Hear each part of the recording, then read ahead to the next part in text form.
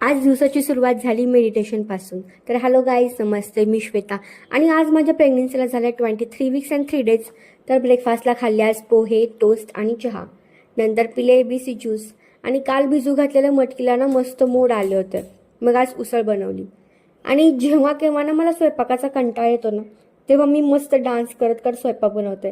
म्हणजे फटाक करून स्वयंपाक पूर्ण होतो.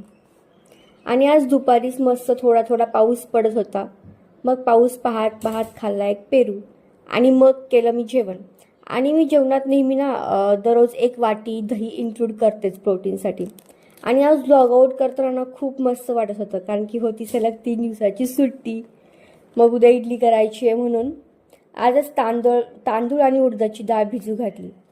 तेवढ्यातच माझं एक पार्सल आलं होतं. मी ऑर्डर केली होती मॉस्किटो नेट. पण ना त्याची क्वालिटी मला एवढी काही चांगली नाही वाटली.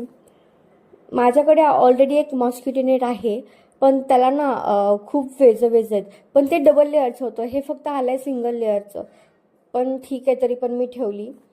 आणि रात्री मग झोपायच्या अगोदर मी इडलीचं पीठ बारीक केलं. भेटूयात नेक्स्ट व्लॉगमध्ये.